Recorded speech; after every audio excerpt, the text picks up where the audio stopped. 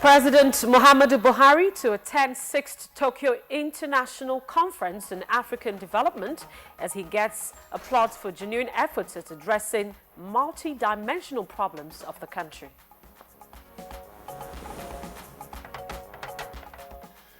Vice President Yemi Osinbajo says national strategic plan aimed at uplifting the standard of living of Nigerians.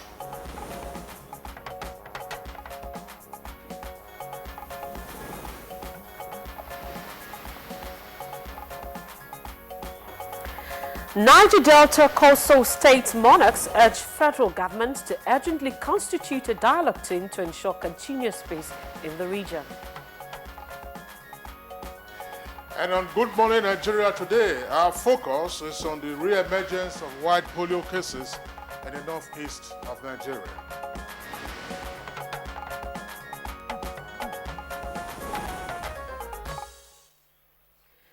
Now, 25th of July 2016 was the day Nigeria celebrated 2 years without a case of polio, and the country was indeed looking forward to being certified polio-free country by 2017. Well, the journey that took Nigeria to this stage has been a very long one indeed. As of 2012, Nigeria accounted for more than half of all white polio cases worldwide. However, the country has made significant strides with just 2 years left of being declared polio-free. And indeed, the progress has been the result of concerted efforts by all levels of government, civil society, religious leaders, and dedicated health workers with the support of course, our international partners. This success was being celebrated worldwide until the 2 new diagnosed cases, which is now a clog in the wheels of progress for the country's certification. Clearly, any resurgence of polio is bad news, and the outbreak is more worrisome because the country was on the verge of eradicating the disease completely. Now, in January this year, a new ambitious partnership was launched in the northern part of the country. Now, it was led by Bill Gates, Aliko Dangote, and the 6 northern governors in a bid to ensure that polio was eradicated in the northern part of the country, a region most endemic to the disease. Now, this was also geared towards ensuring the delisting of Nigeria from polio-endemic countries, such that by August next year, that's August 2017, Nigeria would have earned for itself a polio-free status. But as we all know, that hope has been dashed, and the World Health Organization can only certify a country polio-free if that country did not register a case of polio for at least 3 years. Why this development is a setback is that if Nigeria made it to the graduation of course, 2017, it would have not only declared polio-free alone, but indeed the whole of the African continent. But for now, Nigeria is back with Afghanistan, Pakistan, and as the 3 countries in the world currently harboring the wild polio virus. But instead of lamenting, as it were, the failure of Nigeria to now meet the 2-year certification period that was left, what is it that experts are thinking that should be done in order to ensure that there is a ramp-up of efforts to indicate that polio is no longer in the country? What indeed is required to be done? And by the way, Kingsley, polio is a highly infectious disease that is caused by a virus. It invades the nervous system, can cause total paralysis just in a matter of hours. The virus is transmitted by person to person, spread through facial, oral route, or contaminated water, food, and then multiplies in the intestine.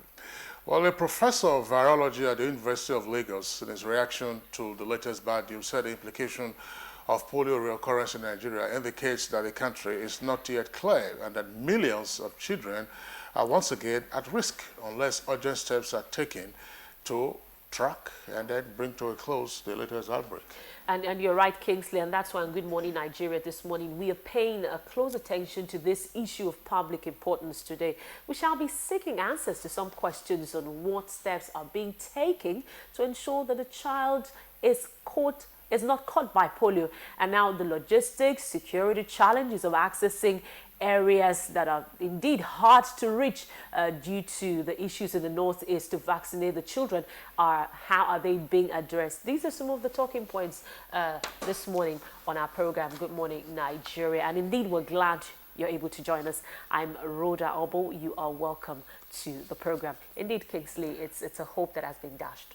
Well, it's been dashed, but certainly we have a number of experts in the studios who will be talking about the steps that will be taken to ensure that this setback is overcome as quickly as possible, and that whatever hidden cases there might be are also quickly addressed. So it's on that note I join Rhoda Obo in welcoming you to this edition of the program.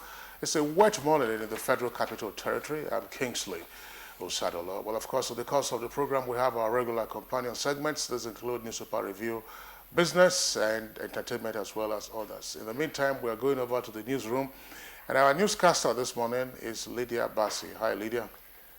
Good morning, Kingsley. Thanks for joining us. President Muhammadu Buhari is expected to attend the 6th Tokyo International Conference on African Development, TICAD, in Nairobi, Kenya, from August 27th to 28th, 2016. A statement by the Special Advisor to the President on Media and Publicity, Femi Adesina, indicates that the summit, co-organized by the government of Japan, the United Nations Office of the Special Advisor on Africa, the United Nations Development Programme, the African Union, and the World Bank, will focus on promoting structural economic transformation through diversification, resilient health system for quality life, and social stability for shared prosperity. During the conference, President Buhari will participate in plenary sessions on TICAD in alignment with African development, the dialogue with the private sector, as well as global launch of the second African Human Development Report.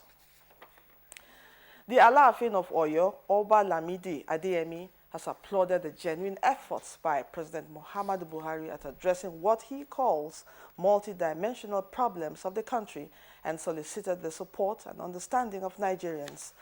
State House correspondent Adamu Sambo reports that the monarch stated this at the presidential villa after giving further explanations on a memoranda he submitted to President Muhammadu Buhari on the way forward for Nigeria. Oba Adeyemi, who met the president behind closed doors, told newsmen that the memo captures the prevailing socio-economic and security challenges facing Nigeria, as well as the pragmatic ways of addressing them.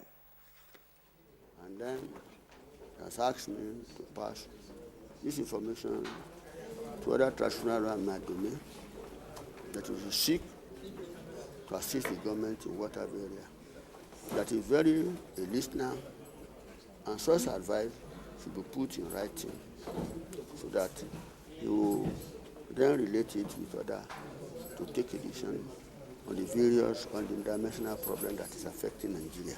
The Avenger problem, bombing of oil installation, the MEND, the Boko Haram insurgency in the northeast, and as to combat and praise the corruption frontally. We have offered some suggestions.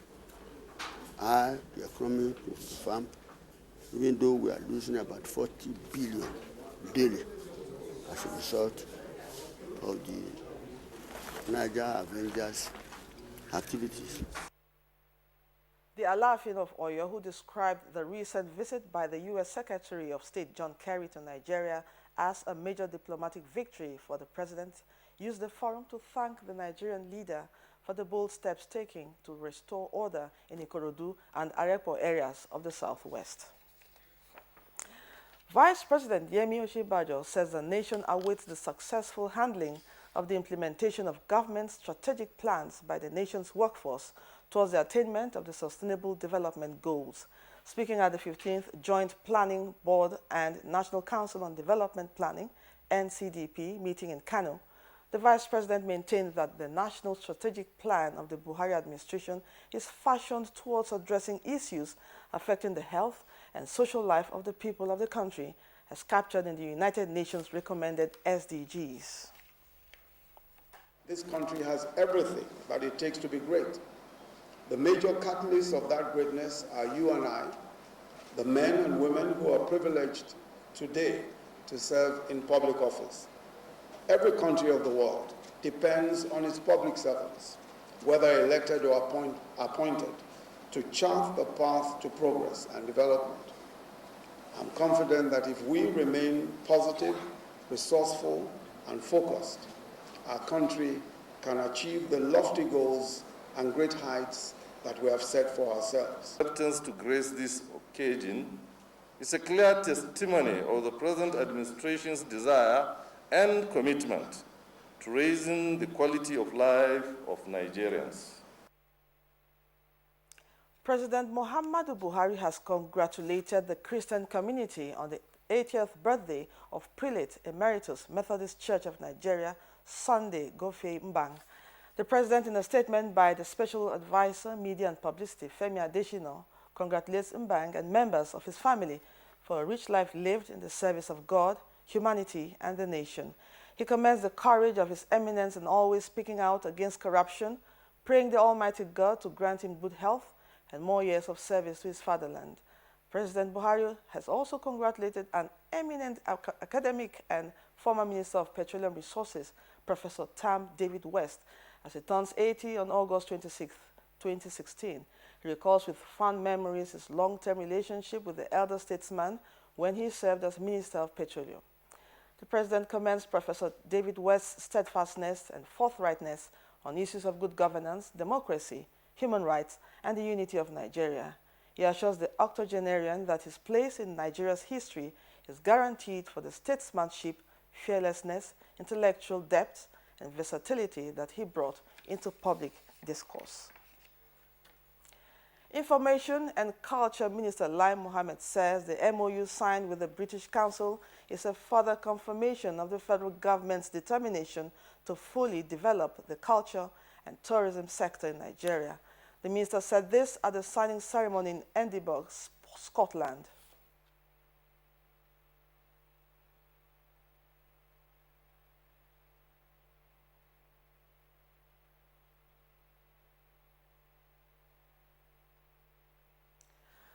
Niger Delta coastal state monarchs have urged the federal government to urgently constitute a dialogue team to ensure continuous peace in the Niger Delta. Lydia Sampson reports that the monarchs made the request in Abuja when they called on the Minister of State Petroleum Resources, Ibe Kachiku. For the purposes of building confidence in the system, we wish to state here that as a matter of urgency, the federal government should do the following. Appoint, constitute a federal government dialogue team. 2. Release of the 10 innocent school children arrested by the Nigerian Army on the 28th May 2016 in Okorosa and others in detention on trumped-up charges. The amount of money that has been put into the Niger Delta over the last 10 years in paper is over $40 billion. These have come from NDDC, it has come from derivation, it has come from oil companies' investments, over $40 billion. But as I go to the creeks, I see no single infrastructure that you can point to say this is the result of this investment. So what it means is that we must begin to do some soul searching ourselves. Where did all this money go to? And now to health matters.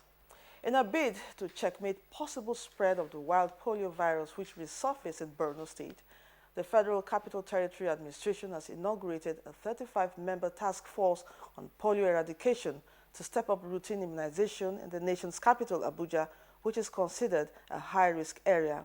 Mitai Rekpen reports that Permanent Secretary FCTA Babatokbe Ajakaye, who inaugurated the task force, said no community in this territory will be left out during the oncoming immunization.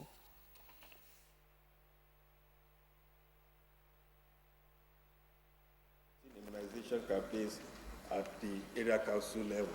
A team that has been allowance is 3,000. Some area council are giving 1,000.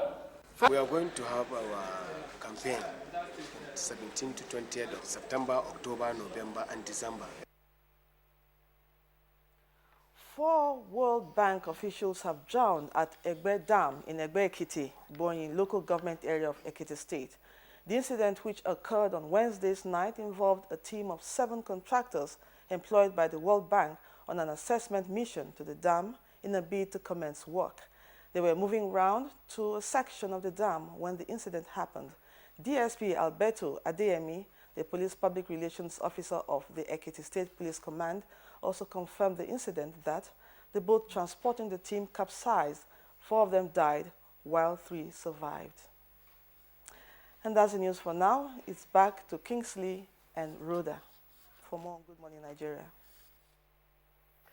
All right, thank you very much, Lydia Bassi, for the news. We'll take a break, and when we return, of course, we'll bring you up to date on the latest in the world of business.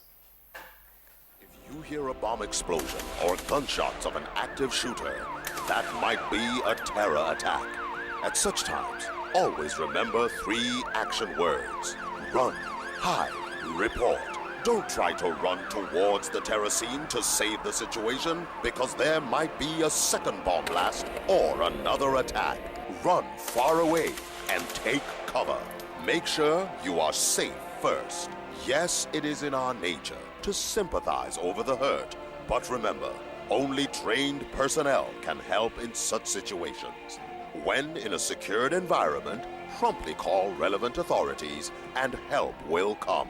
For anonymous reporting, call 09630-3250-5 or 0813-2222-106. If you see something, say something. Nigeria unite against terrorism. This message is brought to you by the Federal Ministry of Information and Culture. Helen! Would you like some water? It's cold, especially for you. Which era are you living in? We have a fridge. When everything else in your house is from the present, then why are your toilet cleaning methods from the past? Harpic, all-in-one for you. Compared to other toilet cleaners, Harpic removes top stains, kills all germs, and removes bad odors. For a shining, clean, and fresh toilet. Wow! You should also take the Harpic all-in-one challenge. A hectic lifestyle or overeating can cause a burning pain in your chest. That's hunger. Take Gaviscon. 1 dose relieves in 3 minutes to soothe the pain of heartburn. It goes straight to the source to work for hours, providing long-lasting relief. That's why I recommend Gaviscon. I recommend Gaviscon. Gaviscon, fast relief you can actually feel. If symptoms persist after 3 days, consult your doctor. Introducing Chief Eric Omofia, President CEO of Erisco Foods Limited. We are practical manufacturers, determined to say the truth in the best interest of our country. And the truth is that only Nigerians can make Nigeria great. I urge you to practicalize your love for this country. Buy made in Nigerian products from today and build a much brighter future for our country. You cannot continue to promote only other countries' economies, create jobs and wealth for them while denying yourself and children job opportunities and a good economy by not patronizing your own made in Nigerian products like Erisco, Rijiko, and Najiko tomato paste and other range of Erisco foods products. Do the wise thing. Buy made in Nigeria today. You will never regret it. Let us all contribute to develop Nigeria's economy and support President Buhari's economic policies so that Nigeria can be sweet for all of us. Thank you and God bless you. Buy your own products. Buy made in Nigeria like Erisco, Rijiko, and Najiko range of products. Proudly made in Nigeria by Erisco Foods Limited, a member of Erisco Bumpet Group.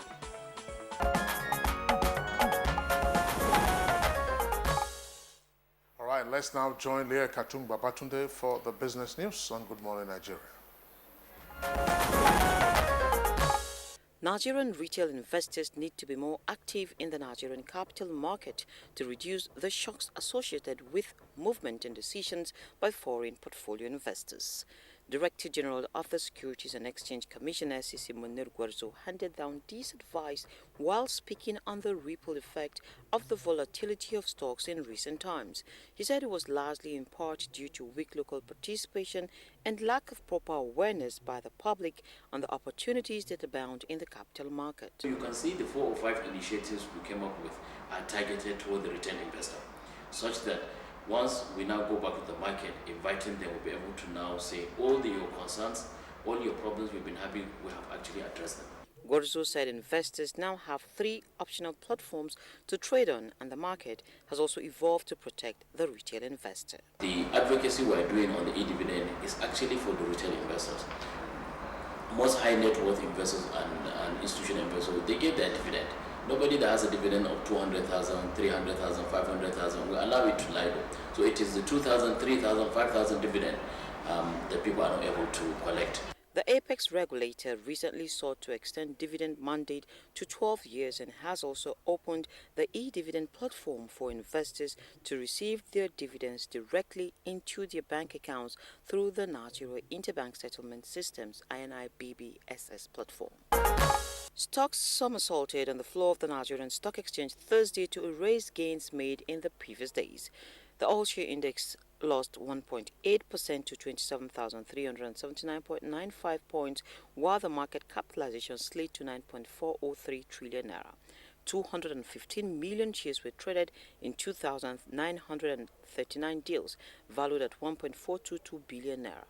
Diamond Bank, FBN Holdings and UBA emerged the most sought-after stocks in the course of the day.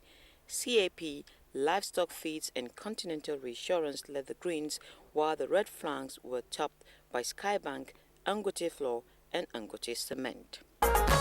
Focusing more on export rather than import will help resuscitate the nation from its current economic comatose as the nation realigns to drift attention away from steady consumption.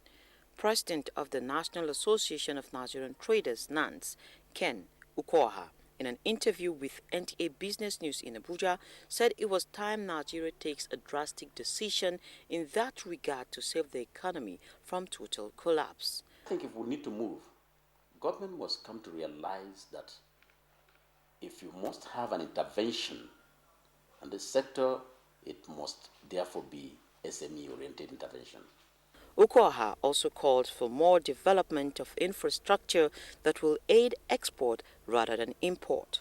Government has intensified efforts to boost the nation's infrastructure stock through the Integrated Infrastructure Master Plan designed to span the period of 30 years and estimated to go up approximately $3.05 trillion. With Business News, I'm Leah Katung Babatunde. Leah Katung Babatunde there for the business package. In just a moment, we'll take a look at the stories trending on the front pages of Nigerian dailies this morning. Newspaper review is up next.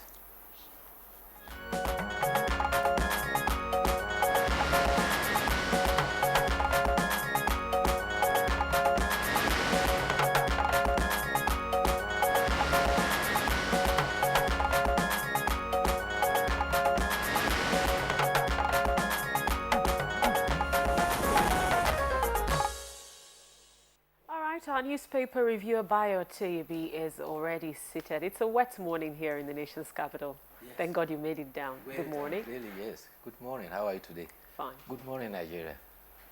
All right, let's begin our review this morning with the Daily Trust. Daily Trust has below its nameplate, Niger Delta monarchs list conditions for peace. Niger Delta monarchs list conditions for peace. Details of the story can be found on page 3. And also there on the front page, federal government offers incentive for oil search in inland basins. That's on page 13 in greater detail. But the lead story says, stop blame game, provide solution, Soludo tells federal government. And Oshibanjo, that's the writer, level of graft makes criticism inevitable.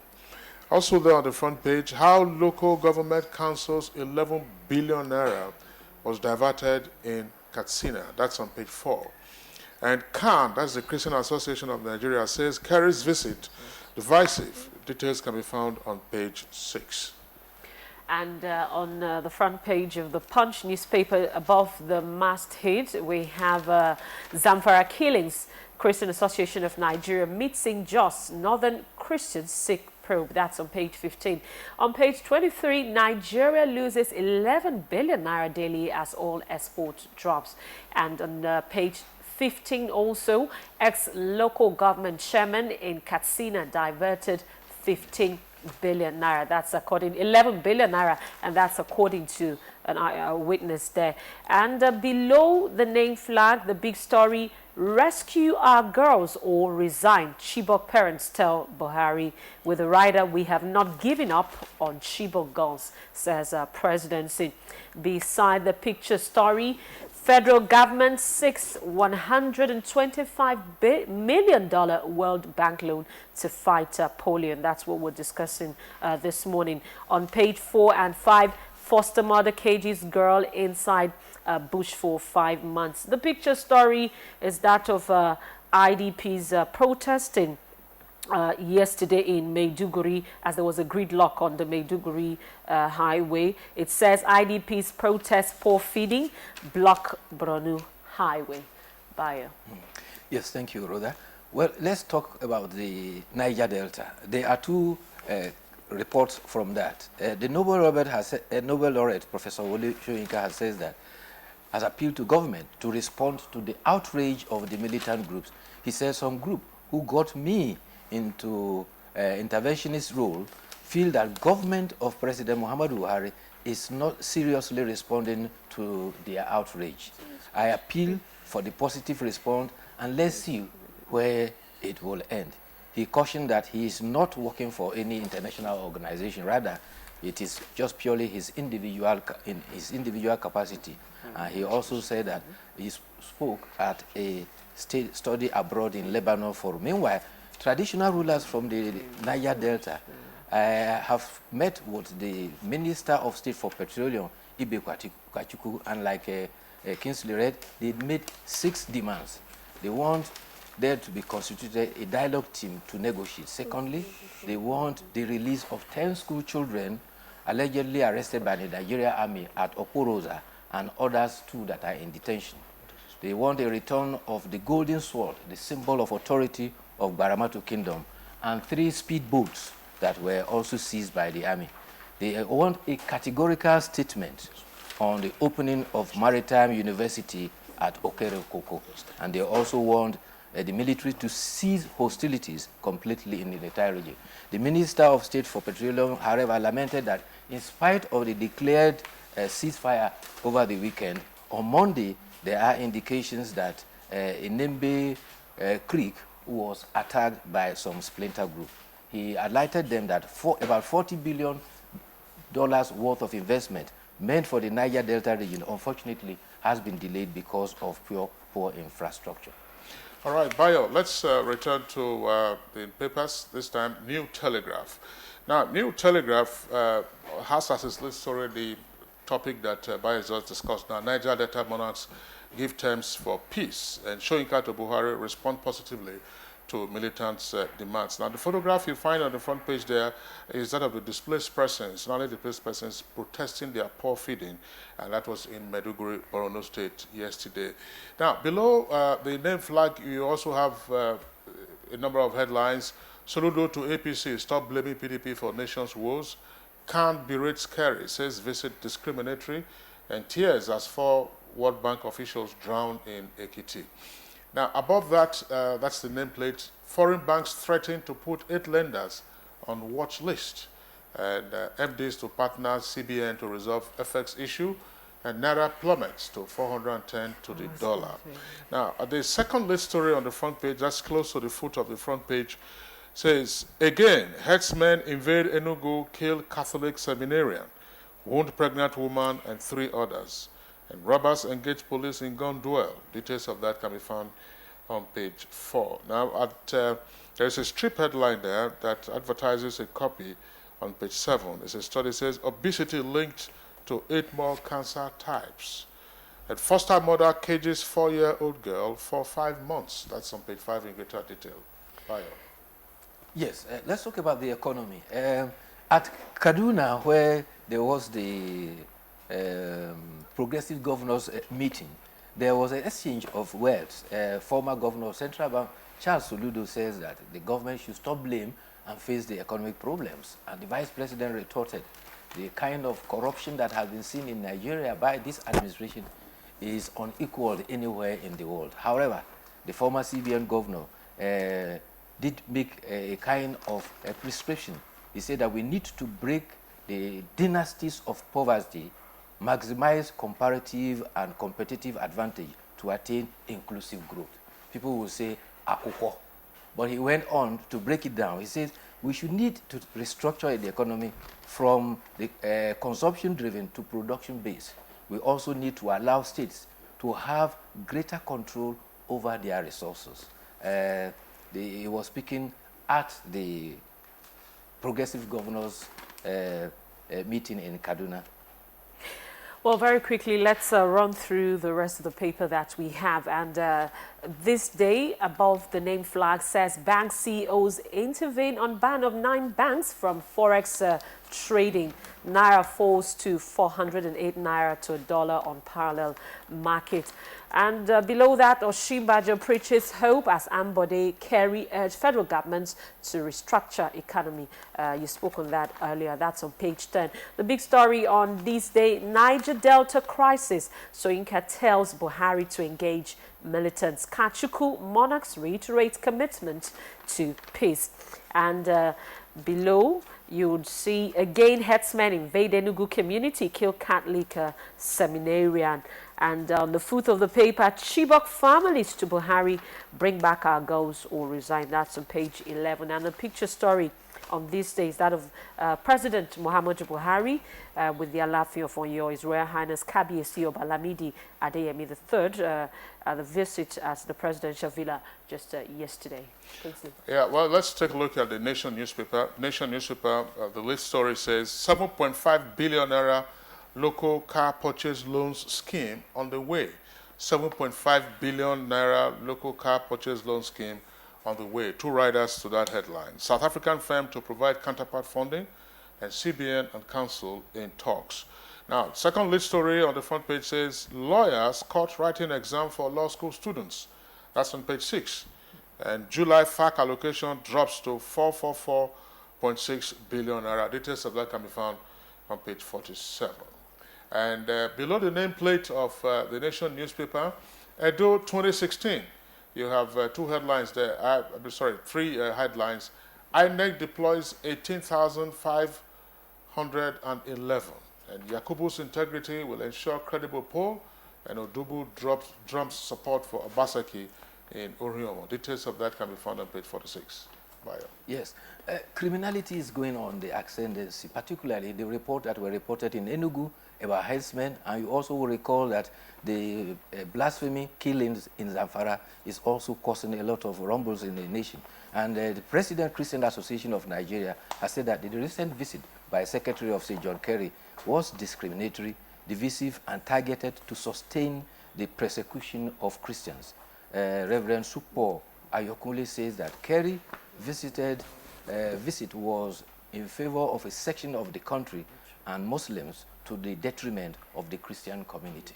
It's very sad, this kind of commentary coming from religious leaders. It creates an impression of a later-day Abraham visiting the children of Ishmael and abandoning the children of Isaac. There is also tragedy at Egbe in Ekiti State. 4 workers on the World Bank assisted program were drowned. The 4 that drowned, unfortunately, were not wearing life jackets. 3 that survived were wearing life jackets. They were sailing from one side of the dam to the other. In fact, they were rescued by local fishermen. Kano State House of Assembly is on the news. They have passed a motion that within 1 week, all inscriptions of Kwankwashia should be removed from all public buildings. This is the fallout of the clash between Kwankwashia Amana and Gandujia Akida in Kano. All right, Baya Tobe, we'd like to thank you for being with us. But just before we sign off for newspaper review segment, let's go to a photograph on page 2 of Daily Trust, police brutality in the Congo. You can see a protester there being picked up by 2 police officers somewhere in northern Kivu in the Congo. It's been violent. The ethnic clashes, of course, is the cause of the protest. All right, so that photo note, would like to end our newspaper review segment. Bayo, thank you for being with us this week. We'll see you again on Monday. Yes. Okay. All right, thank you very much, Bayo, once again. We'll take a break now, and when we return, our focus this morning, the resurgence of polio in the Northeast, and of course, the steps that are being taken to quickly deal with the issue. We'll be back in just a moment. Nigerians. Suicide bombers are not spirits. They are not ghosts. They are human beings like you and me. They live amongst us. They are your neighbors. They are your friends today, but terrorists tomorrow. So you must know your neighbor now. Security begins with you and me. Know your neighbor. Be vigilant. Be security conscious. Report suspicious persons, objects, and movements to the police and other security agencies. The security of our nation is a duty for you and me. If you see something, say something. Nigeria, unite against terrorism. This message is brought to you by the Federal Ministry of Information and Culture. Would you like some water? It's cold, especially for you. Which era are you living in? We have a fridge. When everything else in your house is from the present, then why are your toilet cleaning methods from the past? Harpic, all-in-one for you. Compared to other toilet cleaners, Harpic removes top stains, kills all germs, and removes bad odors for a shining clean and fresh toilet. Wow. You should also take the Harpic all-in-one challenge. A hectic lifestyle or overeating can cause a burning pain in your chest. That's hunger. Take Gaviscon. One dose relieves in 3 minutes to soothe the pain of heartburn. It goes straight to the source to work for hours, providing long-lasting relief. That's why I recommend Gaviscon. I recommend Gaviscon. Gaviscon, fast relief you can actually feel. If symptoms persist after 3 days, consult your doctor. Do you know that 2.5 million children in Nigeria are malnourished, and about 500,000 are likely to die yearly if nothing is done? To combat this public health emergency, Her Excellency Aisha Muhammad Buhari initiated Get Involved, a component of a Future Assured project to fight malnutrition in children, especially those at the internally displaced people's camp. The launch of the Get Involved project is an opportunity for all well-meaning Nigerians from all walks of life to lend their support to this noble cause. The pre-launch of Get Involved project is from 29th August to 2nd September 2016. Time 9 a.m. to 5 p.m. daily. Venue International Conference Center, Abuja. Launching holds on Saturday, 3rd of September 2016. Time 10 a.m. Venue International Conference Center, Abuja. For more details, email programs@futureassured.org.ng. Get involved and save the life of a Nigerian child today.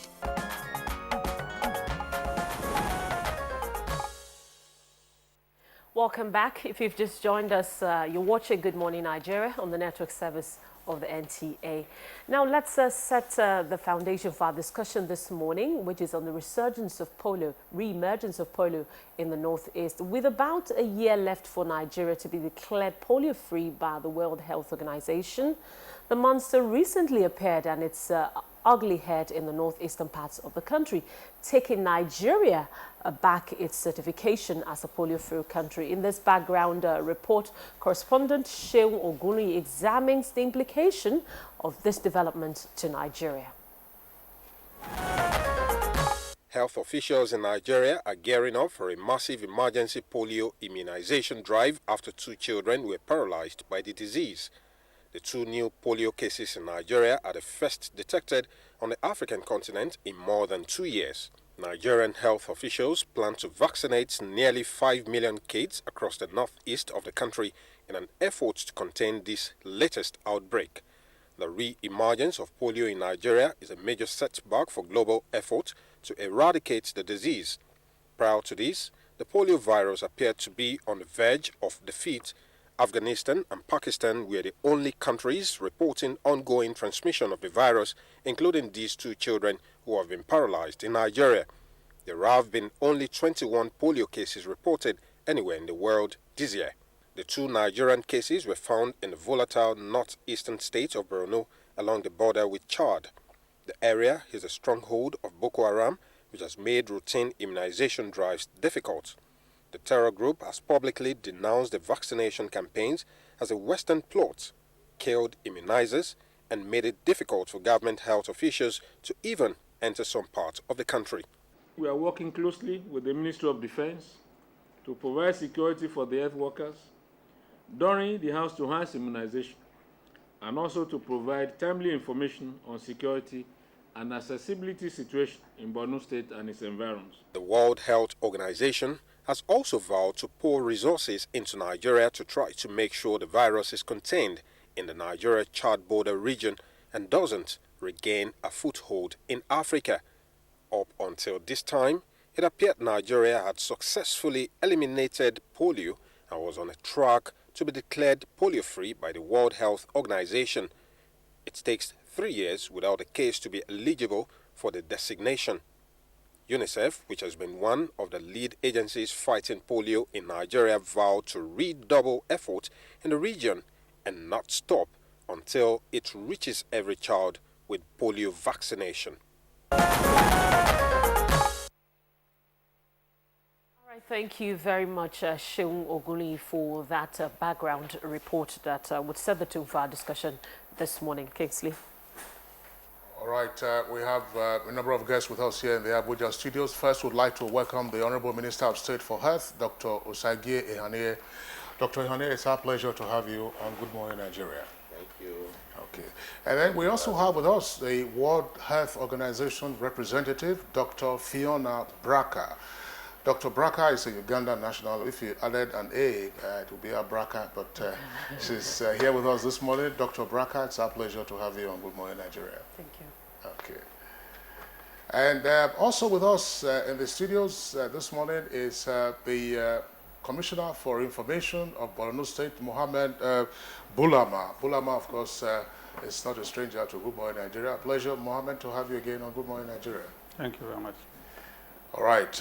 Well, Rhoda, let's begin. The Honorable Minister of State for Health. We've talked about, we had a background report. We also had a news story about what has been done. But let's put it in context. How bad is the news that we've had 2 new cases of white polio resurfacing in the northeast of Nigeria? Well, it's bad news, but it's not a surprise, and it's not a coincidence that these cases have appeared in the northeast. The coverage of all the immunization campaigns done in the past has not been very successful in that area for reasons that the correspondent just mentioned now. So these cases appearing there do not pose a very great surprise. But efforts are being made right now to contain this outbreak, and we are sure that it's going to work out very well.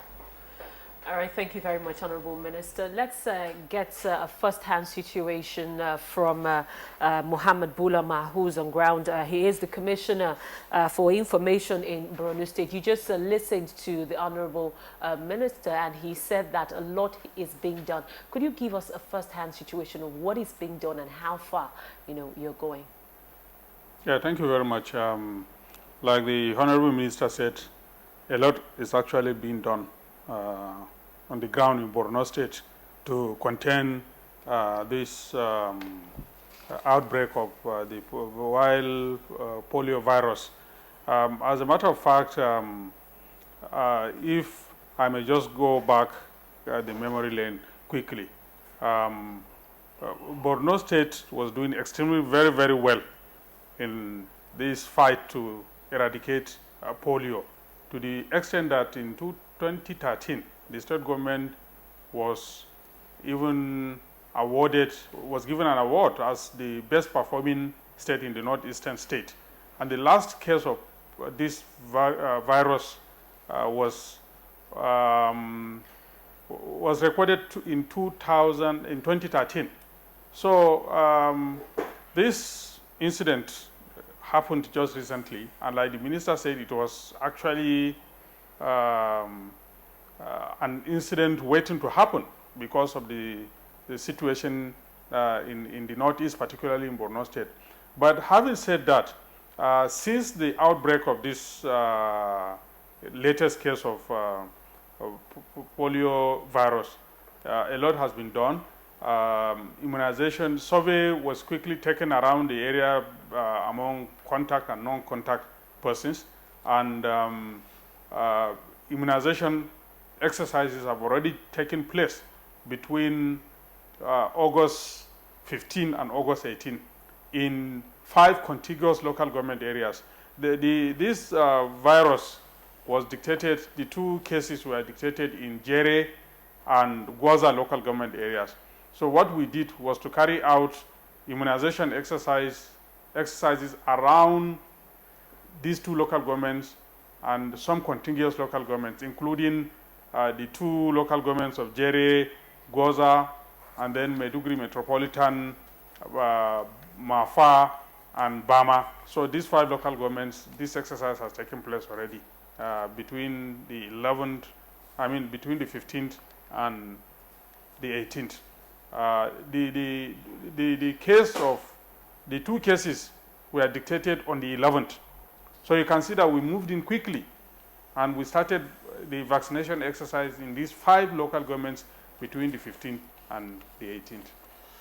All right, Mohammed, thank you very much. We'll come back to you in the course of the conversation. Now, let's get the views of Dr. Fiona Braka.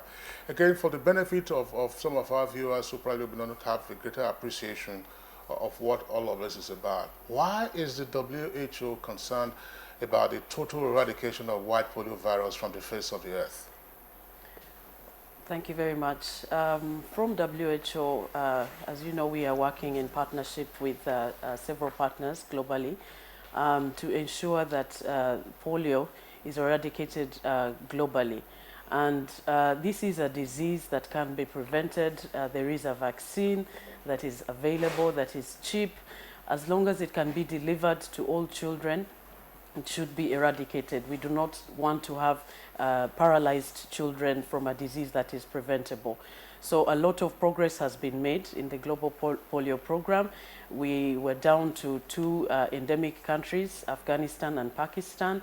And we feel, even though this is a setback in Nigeria, there is a strong system in place in Nigeria to rapidly mount a robust response. As long as we can ensure access is achieved, we are in position to stop the spread of this virus. So we are working very closely with the government to ensure that this outbreak is rapidly interrupted, and so that we are back on track to achieve certification as a region, as an African region. Okay, now let's come back to the Honorable Minister of State.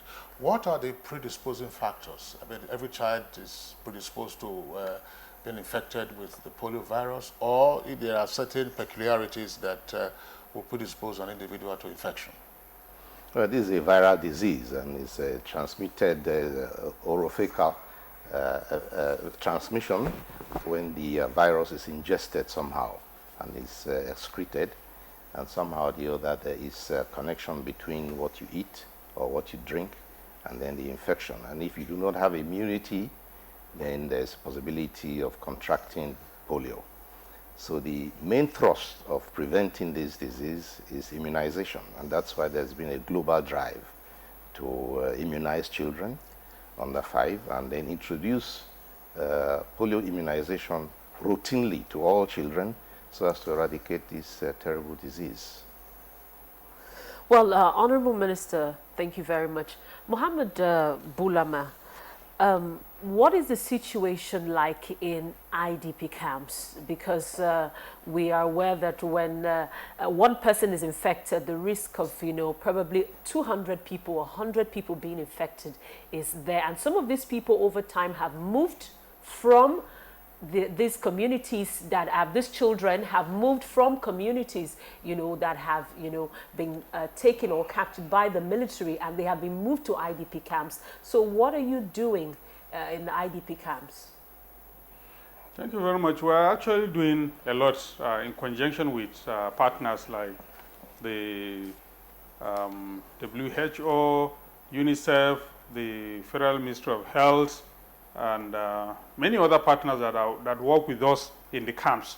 And like you said, a lot of new people are moving out from the clutches of areas that hitherto were under the control of Boko Haram to the camps. So we had always anticipated such situations, and preliminary measures have been taken to ensure that such situations are contained. So as we speak, robust, very, very, very robust responses have been put in place by the state government, by all the partners, I said the federal government.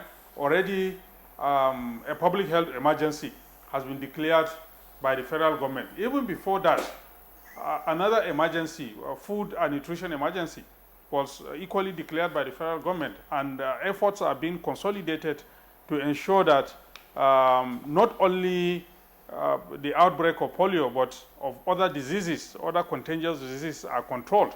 So lots of efforts are being undertaken. And I want to use this opportunity to appeal to our partners to continue to support us, to continue to even scale up their support so that we cope with this very, very serious situation we are facing in Borno State, in the camps, in the host communities, and in the local governments that were just recently liberated from the clutches of Boko Haram by our gallant military. So we're doing a lot, but a lot also needs to be done. All right, Bulama, thank you very much. Let's come back to Dr. Ihanie. Dr. Ihanie, both Bulama and Dr. Braka have talked about what they describe as the robust response mechanism that the Nigerian system has to react, as it were, to these new cases that have come up. Can we have an idea of the structure that is being mobilized at the federal level, at the state level, and also is the focus centrally on the northeast, or could there be some hazard elsewhere in the country? Yes, there can be hazard elsewhere. Once you have a few cases of polio, 1 or 2 is already regarded as an outbreak, and you have to assume that there are paths by which this outbreak can spread to other parts of the country.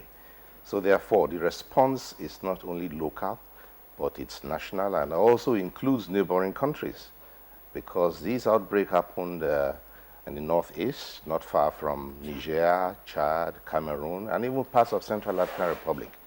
So there's a coordinated effort with, through the WHO, with other countries, to make sure that the response covers all these areas where you can anticipate a spread.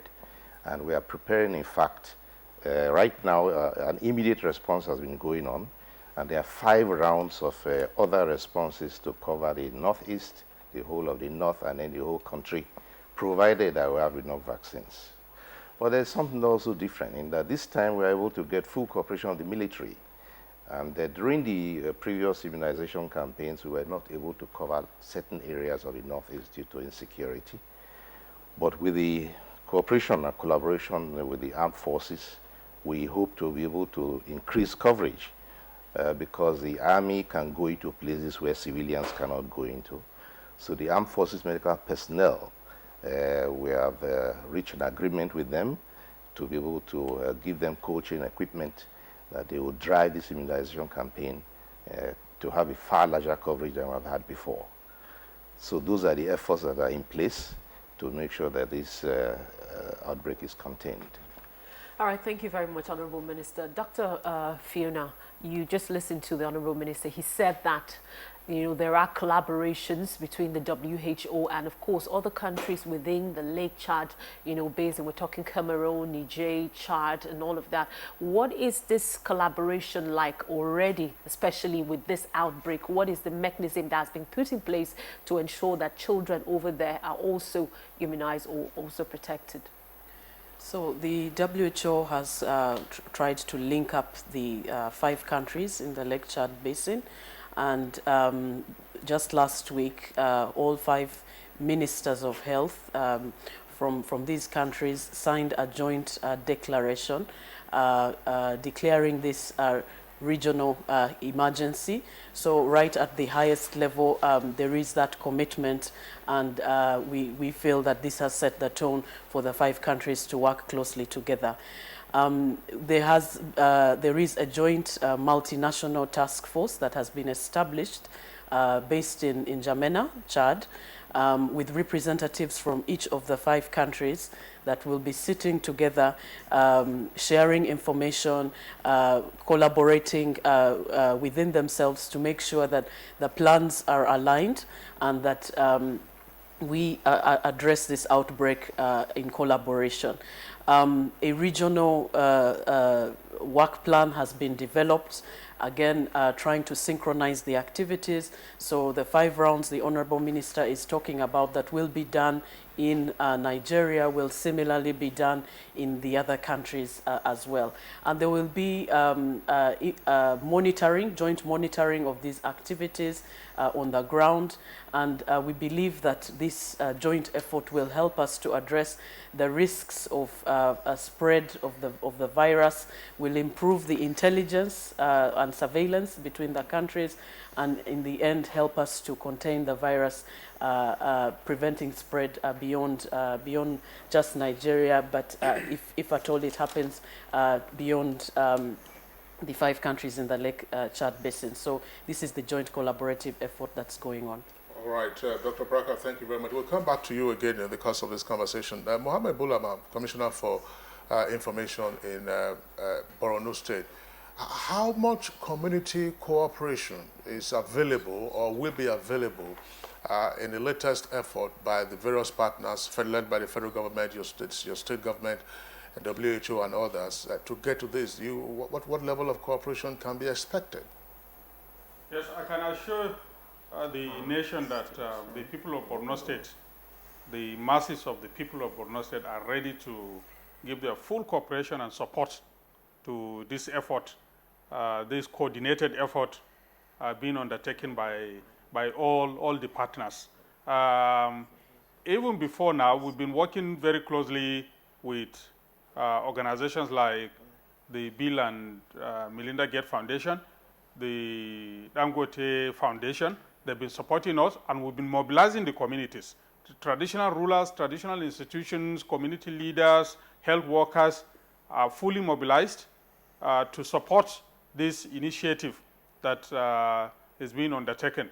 And I want to also let the nation know that just recently, after the recent incident, His Excellency, the Governor of Borno State, Alhaji Kashim Shettima, convened a meeting of all the stakeholders in the health sector and the communities involved, with a view to ensuring that we eradicate this virus once and for all. So I want to assure you that the government of Borno State is fully committed, and the people of Borno State are also fully determined and committed to ensure that we will provide all our support to the effort that is geared towards finally eliminating the polio virus in the state.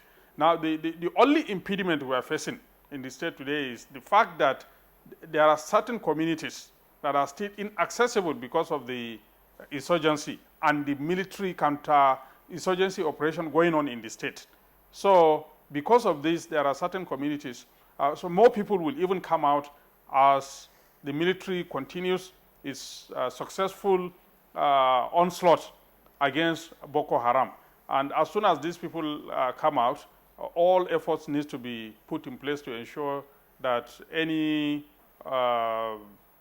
unwarranted situation is controlled. All right. Well, Bulama, you just explained one of the obvious challenges, hard to reach areas under counter-insurgency measures and so on and so forth. And we'll assume that, of course, as the minister has indicated, once you have the support of the military, they could then spearhead it. But there is a touchy point.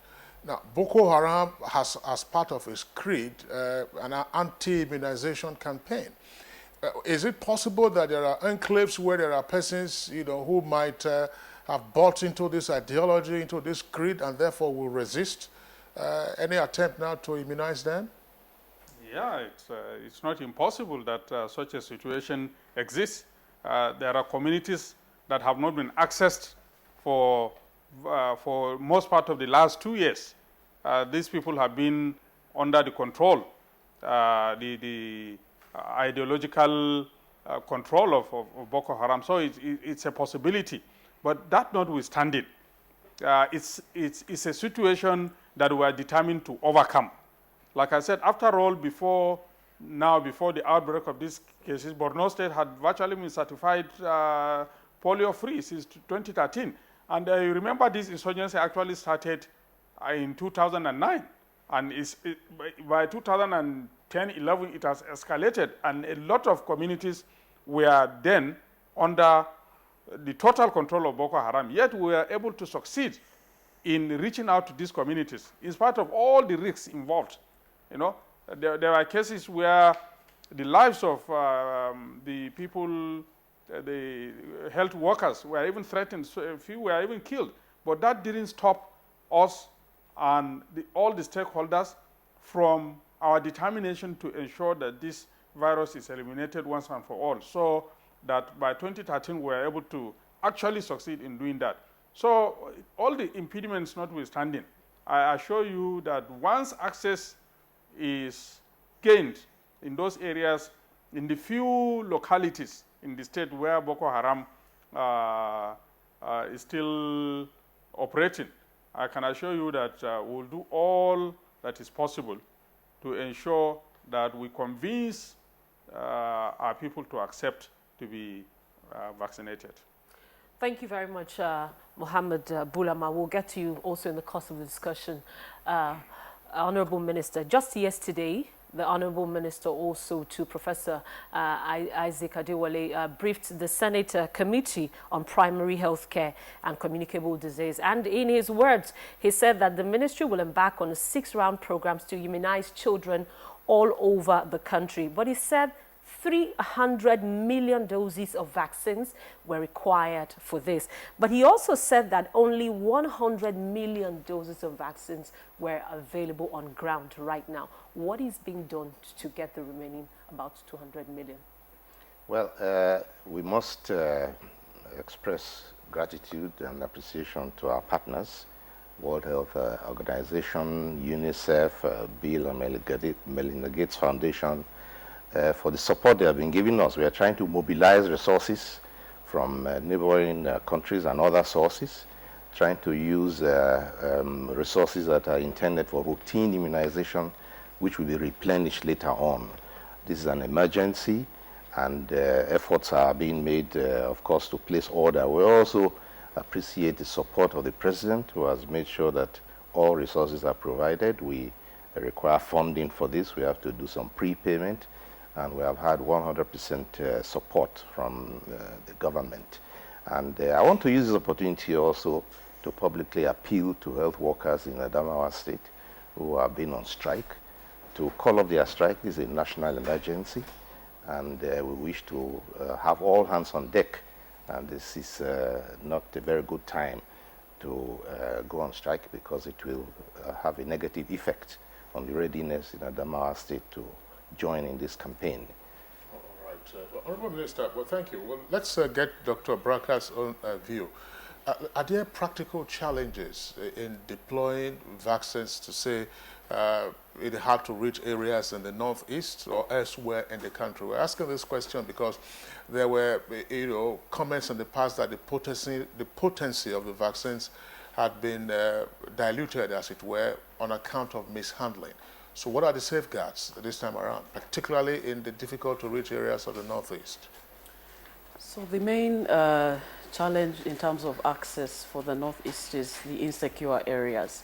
And I believe that the ongoing efforts to try and work very closely with the military, with the civilian JTF on the ground will help us to reach these very difficult areas. Yes, there are other categories of hard-to-reach areas due to geographic access, for instance. So in that regard, there are special teams that are in place. Hard-to-reach areas have been defined, and special teams have been assigned to these areas, and they go periodically to provide vaccination activities, so that should the polio virus be harboring in these areas, that at least we are able to reach the children there with vaccination.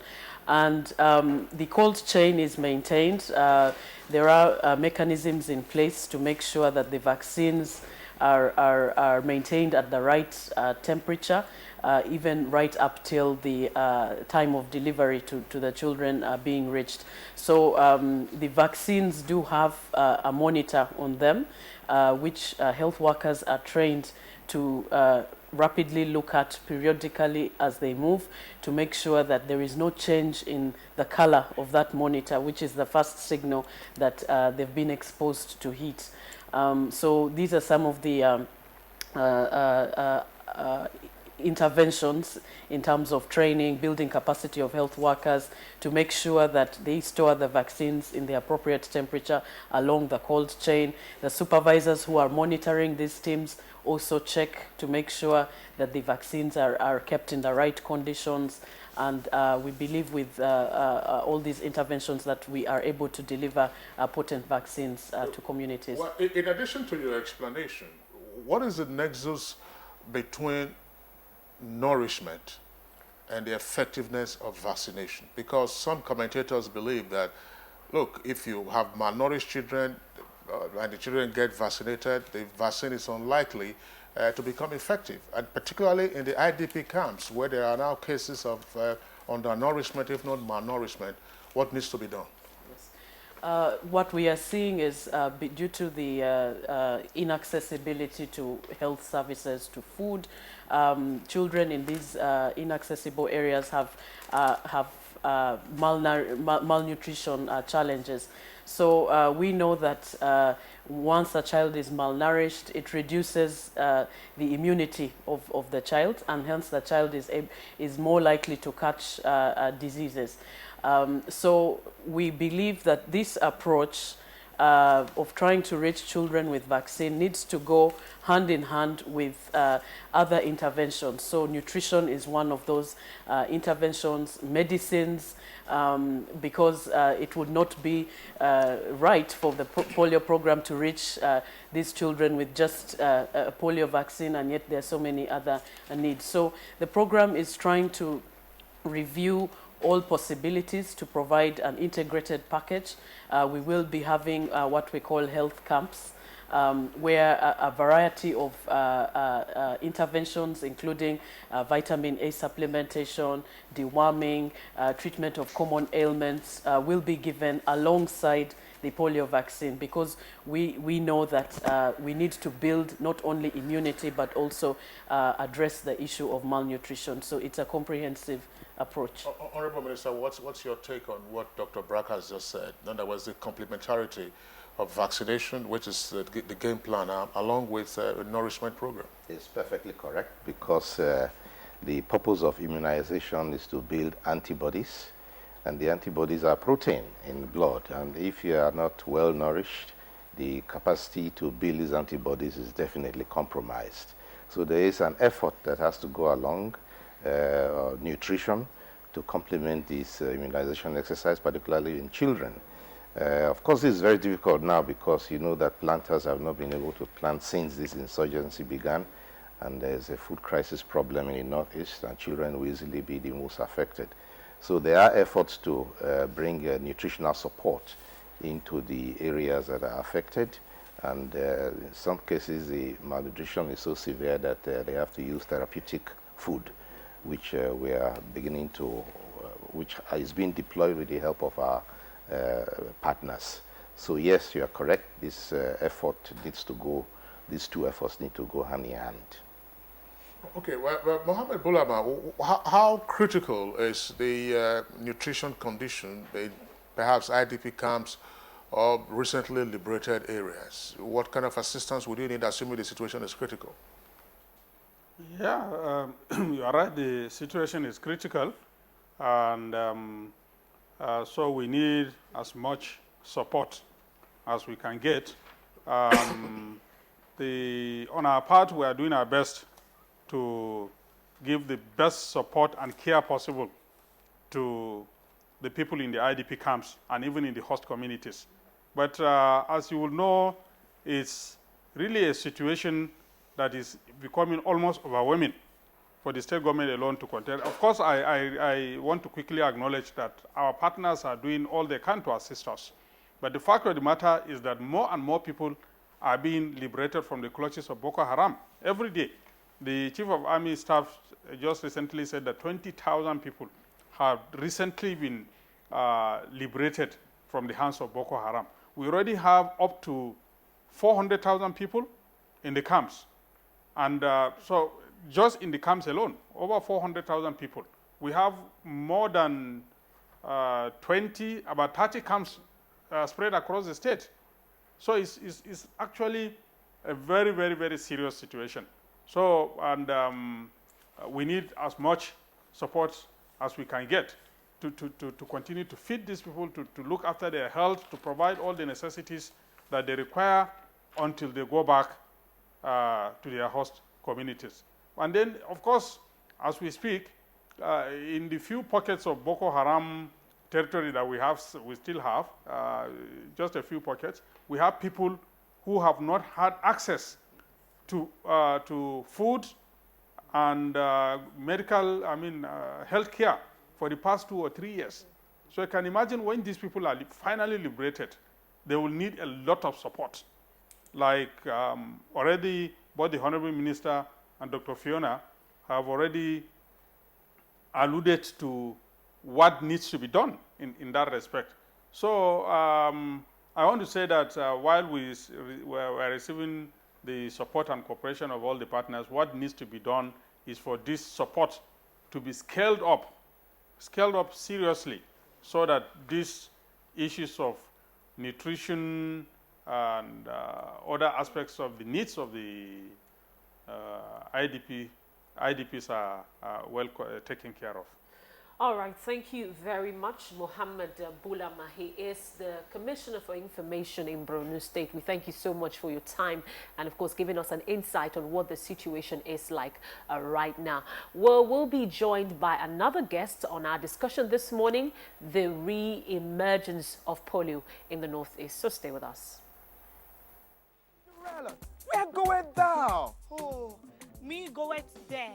But thou must wait here. Obsolete, superannuated, anti-delivery. How could you? All these courses are for me. What did I do? Well, listen, he's not cursing you. He's speaking English.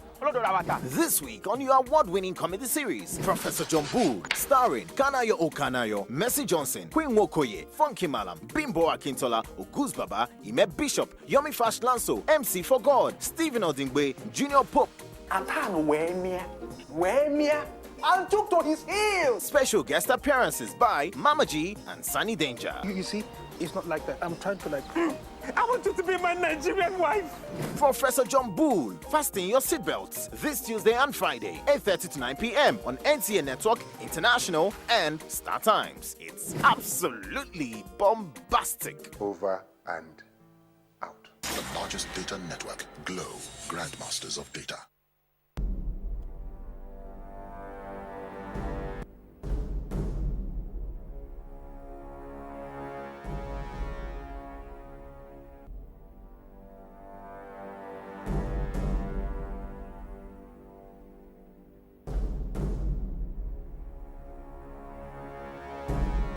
Don't listen to your husband.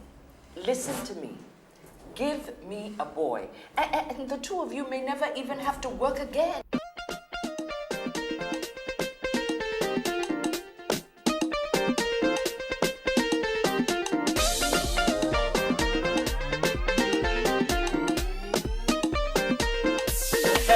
Yeah, sharp guy, how are you?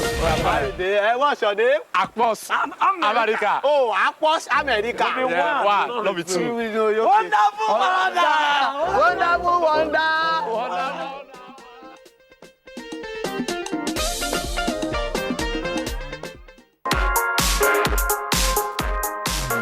As a build-up towards the 17th of June 2017 deadline for digital switchover, NTA is hosting a strategic and innovative business solution meeting tagged Million Eyeball. Traditional and trending digital platforms in place for digitization will be on display. NTA multi-channels, providing entertaining and interesting content with clear signals in readiness for the switchover, will be showcased. Date, Tuesday, August 30th, 2016. Venue, Sojourner by Genesis, 16 Oba Akinjobi Street, Ikeja, Lagos State. Time, 11 a.m. to 12:30 p.m. NTA, the largest network in Africa.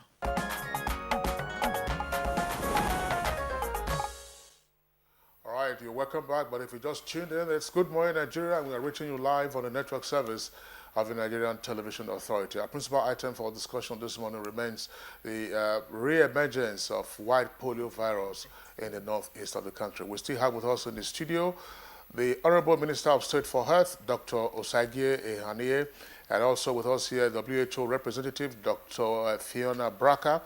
We just signed off the Honorable Commissioner for Information of Borno State, but we are being joined now by another guest, as my colleague Rhoda earlier indicated, and he is Dr. Emmanuel Odu. He is the Acting Executive Director of National Primary Healthcare Development Agency based here in Abuja. Dr. Odu, it's our pleasure to have you on Good Morning Nigeria. Thank you very much, and good morning, Nigeria. All right, let's stay with you. Your agency is primarily responsible for vaccination and so on and so forth. Practical issues now.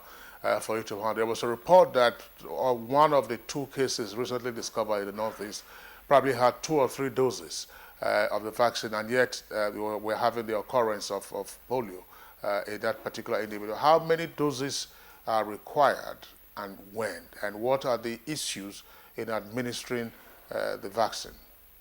Thank you very much. Under the routine schedule, 4 doses, at least 4 doses of the oral polio vaccine are required to be administered, and that is expected to confer immunity and protect the recipient from being afflicted by the polio virus and causing the polio disease. Now, the case in question received a particular kind of the oral polio vaccine, which is a monovalent OPV, which protects against vaccine-circulating poliovirus. Because at a point there was the presence of vaccine-derived circulating poliovirus detected, so the response for it was to administer the polio vaccine that are specific to it. So the infection that led to the occurrence of polio in that particular child was not protected by the particular vaccine that was received. So it is not a case of the polio vaccine not being potent. It's not a case of any weakness in the operational systems of government or National Primary Care Development Agency and the state at large.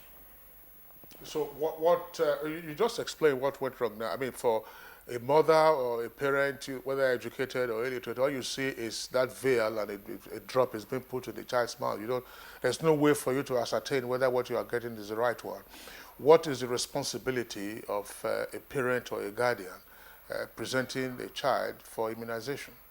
Well, when a child is presented for immunization, first let's consider the routine immunization that deals with delivering the polio vaccine that caters for all strains of poliovirus. The mother will bring the child, present the child, and is vaccinated by by health professionals. And for the campaign rounds, for different rounds, on each of the occasions, the children are supposed to be brought forward for vaccination. Over a number of rounds, and they will be adequately protected. All right, thank you very much, Dr. Emmanuel Odu. But then let's get back to the Honorable Minister. Part of the things that Honorable Minister Professor Isaac Adewale itemized yesterday was that President Muhammadu Buhari promptly released 9.8 billion naira for this fight. And of course, we hear that the federal government is also seeking 125 million US dollars for this issue. Is funding a problem? What is the situation with funding right now? Well, the situation with funding right now, as you have said, we have already received 9.8 million. Of the $125 million World Bank facility, a part of it will be used for this same exercise. The main activity is to place order for the vaccines. You asked about the vaccines earlier today. So that is part of the activity that has to be done. Then there are the operational costs, and then the costs of other supplementary activities. So funding is not going to be a problem if we receive all the support that we are promised, particularly also from our partners, Bill and Melinda Gates Foundation, the World Health Organization. They have been very supportive, and UNICEF. So if all the promises are met, we should not have a problem. All All right, Dr. Fiona Bracker, let's come back again to the intervention by the WHO. What exactly is required? The Honorable Minister was appealing a moment ago to health workers in Adamawa State who've been on strike. How does this normally impact vaccination programs or other outreach programs undertaken by WHO as a development partner? So the success of this response depends on how quickly we can respond and in a quality manner. So the rounds that have been planned will be done at 2-week intervals so that we are quickly providing as many doses of vaccine to children in the highest risk areas. So we need all hands on deck to make sure that teams are well constituted. We have enough teams out there. In some very hard to reach areas, we might need more teams to cover a wide stretch of area in a short period of time. So the role of health workers is very crucial in this response to enable us to rapidly respond and interrupt transmission. So the appeal is definitely crucial, and we stand with the government on that to make sure that all health workers in these high-risk states are available, they are trained, and are deployed to provide the vaccination activities. All right, thank you very much. Dr. Emmanuel Odu, to come back to you, we've focused essentially on hard to reach areas, in particular the Northeast, obviously impacted by insurgency and then the counter-insurgency measures. But earlier in our bulletin, that's why we're taking the news at the onset of the program, there was a report about what the Federal Capital Territory is also doing. Now, what from your experience is the challenge in areas that could be potentially complacent? You say, oh no, this is the FCT, it's unlikely to happen. Well, thank you. In fact, across the country, across the entire country, all the governments and subnational authorities and stakeholders need to be vigilant, because a case of polio anywhere in Nigeria means there's a risk for all communities and children across the nation. So all hands will need to be on deck. And as a matter of fact, we can appreciate for the past 2 years, we never had any cases of polio. And if we were to relax as a nation, considering that, okay, we have achieved, we are there already, we would have many more cases of polio by now, but actions and monitoring and surveillance continue, as well as interventions. And so continuing activity is required. Continued action and commitment by governments and stakeholders will be required to ensure that the status of having achieved polio transmission is maintained. Well, Dr. Emmanuel Odu, is there any issue about toiling with injectable vaccines alongside the oral vaccine? Yes. As a matter of fact, it has been approved and considered that, we also administer the injectable vaccine along with the oral polio vaccine. So if parents who should, see health workers wanting to give injectable vaccines, there shouldn't be any negative reaction as to what they used to know as, just giving the children oral vaccines. Exactly, and we're also creating awareness in that regard, so that by the time they see their children being administered with vaccine, they are to understand that this is an improvement, and that is also more effective in the sense that the mechanisms required for transmitting or getting the oral polio vaccine to effect in the body system, some of those processes will be shunted or bypassed. And I give an example. By the time oral polio vaccine is administered, it will require some form of energy to get it absorbed, because absorption from the intestine is an active process that requires some kind of energy. Permit me to use the special terminology. It requires energy in the form of adenosine triphosphate, ATP. And in a child that is malnourished and highly disadvantaged, it means the energy level is low and the absorption may not quite take place. And again, a child that is also malnourished, like it was said earlier, the issue of conversion in the body, becomes a challenge, But by the time you bypass the oral route and administer directly through injection, it is absorbed straight. So that challenge I described earlier in terms of absorption constraints will not be there. That's the advantage of the injectable.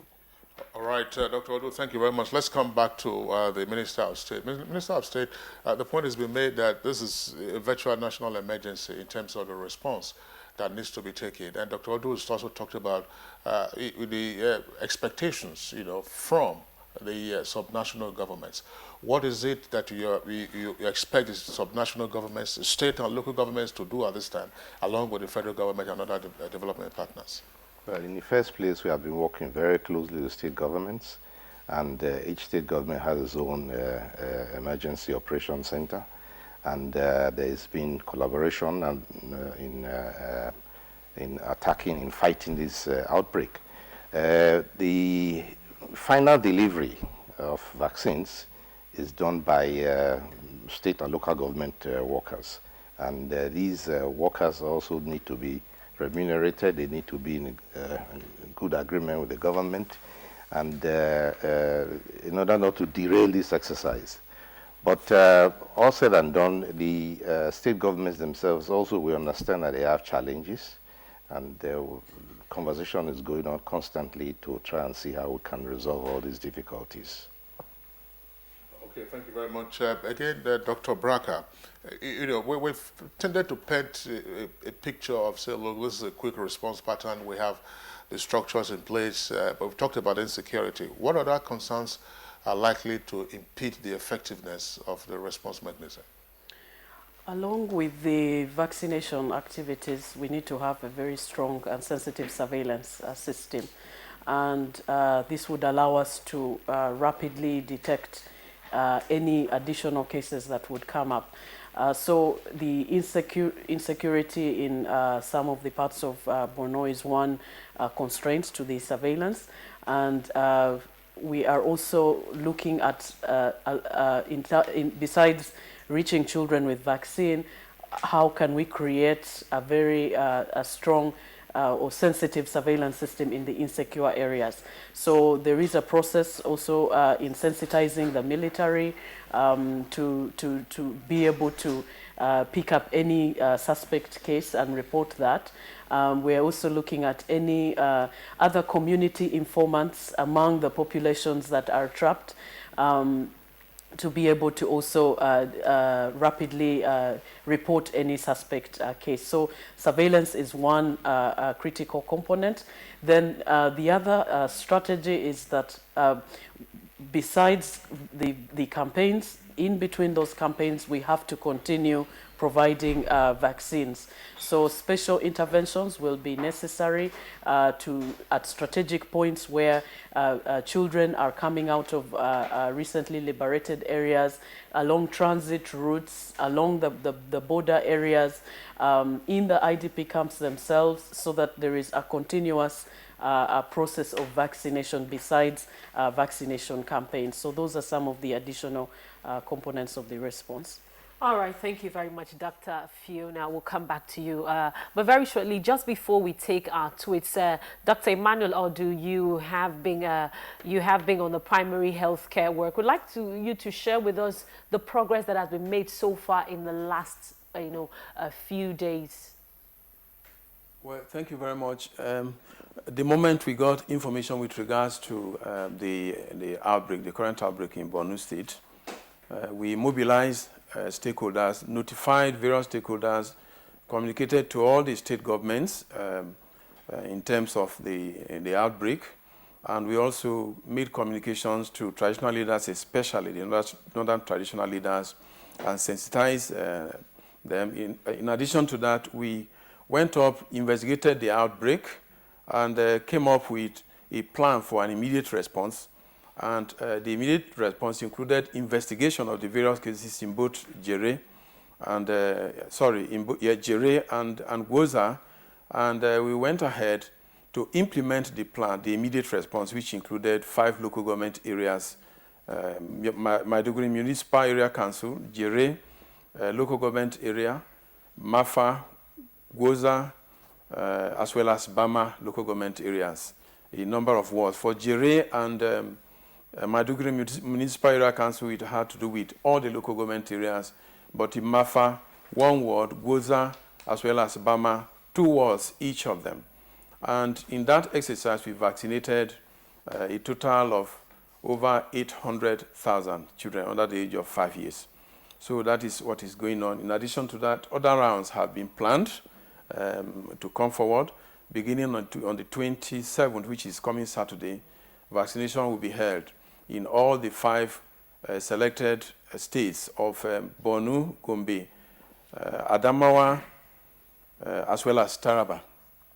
I was just wondering, Dr. Odu, the minister was talking earlier about states and local government needing to incentivize their workers so as to join in the emergency response that we have on our hands. Ordinarily, do you have an incentive scheme for those who are part of your immunization campaign, and particularly, in very challenging environments? Yes, that's part of the operational contributions, operational leadership being provided by the federal government. All the vaccinators or members of the vaccinating teams are provided with incentives, throughout the period that they participate in this process. And for those in hard-to-reach areas or inaccessible areas or risky areas, we partner with the military, in both micro-planning and the operations going to the field, and we provide necessary incentive to them also. Talking about incentive and what needs to be done at the state level, we are mindful of the fact that there's a strike action of the health workers going on in Adamawa State now, and we are working with, at the national level, we are working with the leadership of the Medical and Health Workers Union, as well as making communications to the Adamawa State officials towards ensuring the resolution of this situation before the implementation commencement next Saturday. All right, Dr. Odu, thank you very much. Just to indicate, as my colleague Blessing said, Rhoda said earlier, Blessing is my other colleague, she was here yesterday. We have a number of tweets that have come in, and viewers have taken advantage of the Twitter handle at NTAGMA. We'll take some of those tweets right now. All right, the very first one is from Olatan Ojo. He says, as vaccines are being carried out to these places, food as well should be accompanying it. And another tweet from Olaiton Ojo is the inability of the health authorities to move polio vaccine to Boko Haram strongholds in the northeast is the main cause of the reemergence. And Ayokoa Mike says the northeast government should do the needful by addressing the menace of polio decisively. Garba Sule says the resurgence of polio is due to the insurgency, and more attention should be given to surveillance with financial backup to boost the morale of workers. And finally, Sani Michael Imokoji says, thank you, NTA, for the good work you're doing every day of the week. You are the best, and you're setting the pace, GMN. All right, those are some of the tweets that we are taking in the meantime. Let's return to our guest, Honorable Minister. The question of finance always is a challenge. Are you sufficiently funded? You talked about expectation that, look, if the funds that you're expecting, if they come, it will be all well and good. Is there any guarantee that there might be no shortfall and therefore, a hitch in what you are supposed to be responding to? We don't expect finance to constitute a problem. 9.8 billion earmarked for immunization has already been provided by the government, and our partners have also provided some funding. The facility from the World Bank, of which we are planning to use a part, efforts are going on to activate and mobilize what we want to use. We are working with the Ministry of Finance to have that done. A few routine conditions have to be met. We don't expect there will be a problem from that side. Well, again, just to back up, viral infections, they don't belong to the same category. We're hearing wild polio now. And there's also the case of Lassa fever somewhere in Delta. What exactly is happening? Is this that you're having sporadic outbreaks around the country? Well, Lassa fever actually recurs virtually annually, probably beginning a little later than now. This year is a little early. This was a surprise outbreak, if I will call it that, because there's actually been only one case in Delta, which was treated in Delta for a long time and then transferred to Anambra, and the patient eventually expired there. So we are not really speaking of an outbreak, but precautions are being taken. There's contact tracing going on. All the people that the person was in contact with are being followed up for any signs of, for any symptoms. Necessary medication has been provided to all these areas, and personal protective equipment has also been distributed, so that government, the Ministry of Health, is fully on top of that particular issue. All right, Honorable Minister, what is the collaboration like between the ministry and the military, owing to the fact that, of course, this particular outbreak is as a result of the fact that, you know, some places were not accessible? Well, this is a unique development that has come up. Before now, the military just provided protection to health workers going into dangerous areas. But we have now engaged the full cooperation with the permission of the President and the Minister of Defense. We have engaged the full cooperation of the military medical team.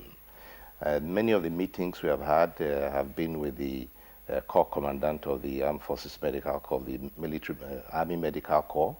And we have been assigned, in fact, a contact person, a Lieutenant Colonel in Borno, who is working in the Emergency Operations Center and planning with all the teams involved in this response to actually engage military personnel in actual vaccination, so that in those areas where people were, civilians were earlier unable to work, the military itself takes over this active work of immunization. So this is something new, and we are very grateful to the military for that.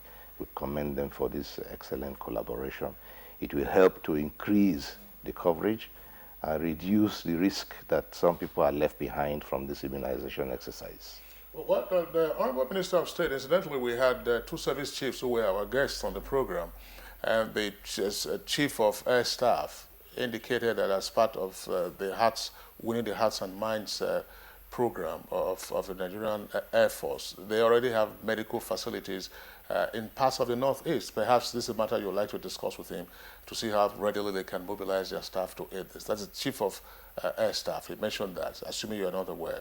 Yes. But let's come back to Dr. Fiona Braka. Dr. Fiona Braka, Afghanistan and Pakistan, and until these two cases, Nigeria, what has been the special challenges, what have been the special challenges in Afghanistan and Pakistan in eradicating white polio virus? A lot of progress has been made in the programs in Afghanistan and Pakistan. This year we have the lowest number of cases detected in these countries compared to previous years, and so there is optimism that we will make headway in those two countries.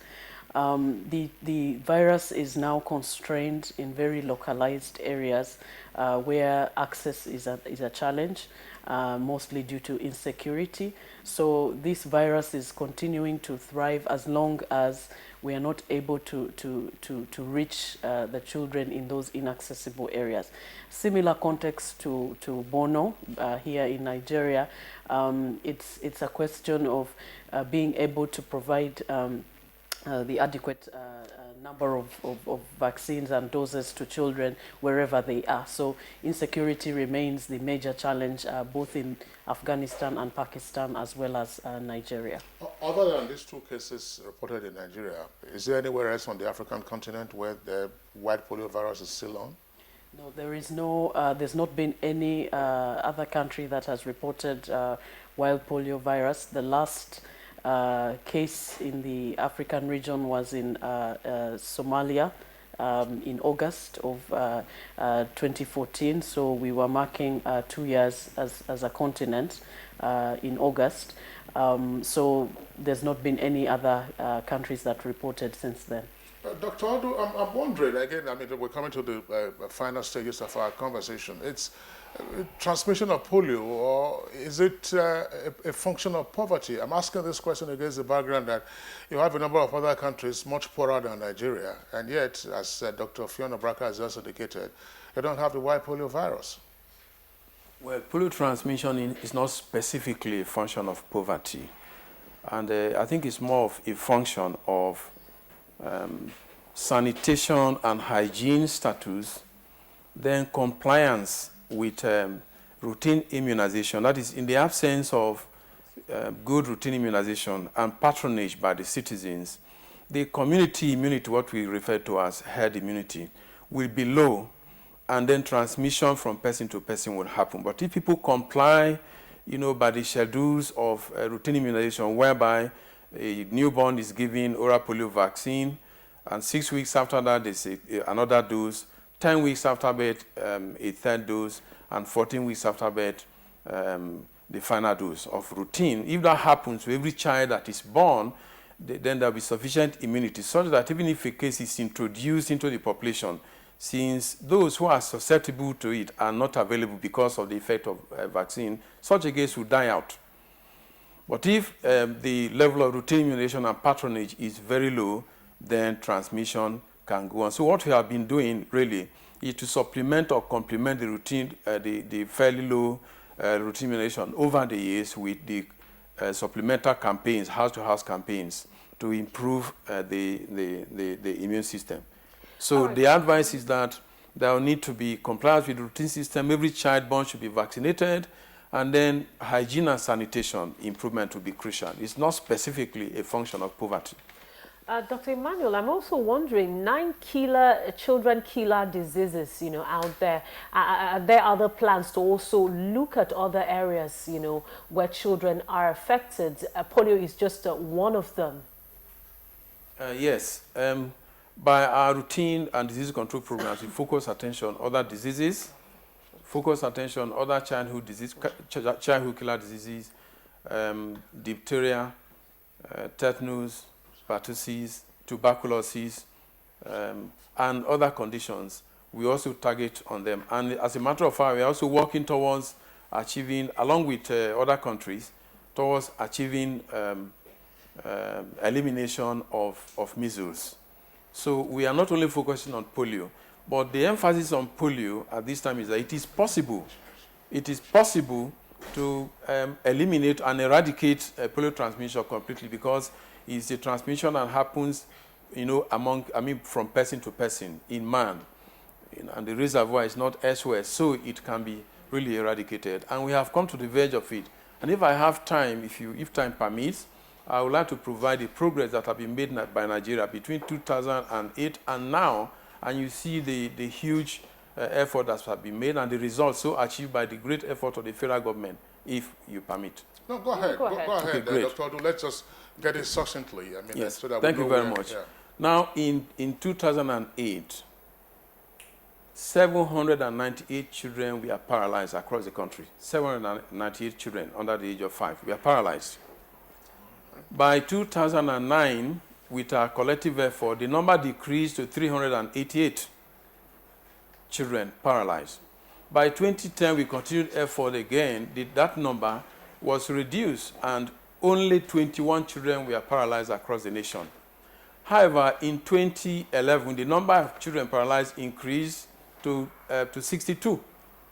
By 2012, fairly again, it increased to 122 children paralyzed across the country. By 2013, the number decreased. With collective effort of the federal government and other stakeholders, the number decreased to 53 children, such that only 53 children were paralyzed.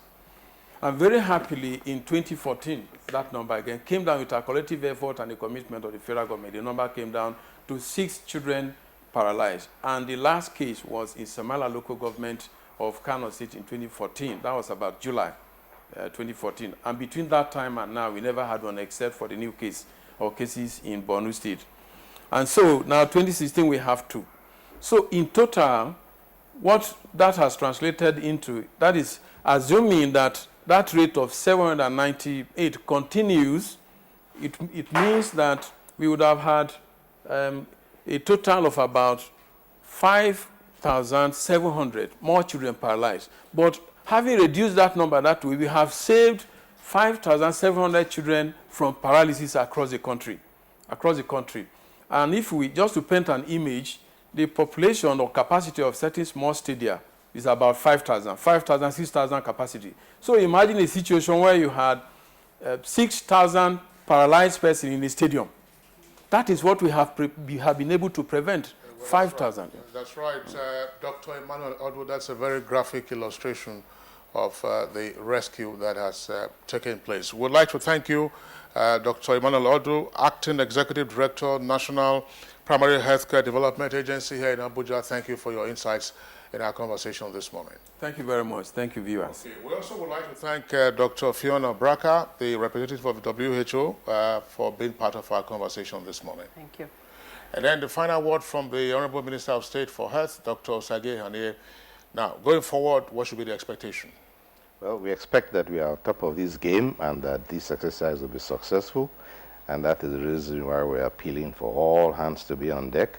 The government is doing its part. The state governments and our partners are trying also, doing their own part. And we hope that those of the health workers who deliver the last mile in the actual dispensing of the medication, and that's what actually administering it, will also cooperate and help to get this challenge defeated. All right, thank you very much, Honorable Minister for State for Health, Dr. Ehanire. Thank you very much for coming on Good Morning Nigeria. My pleasure. Thank you very much for having me. All right, now let's turn our attention to sports. And in sports, Manchester City gets Barcelona as Arsenal face PSG in the UEFA Champions League group stage. And of course, Tanzania released 20 match squad for Nigeria's Super Eagles clash. Let's get more details from our sports desk.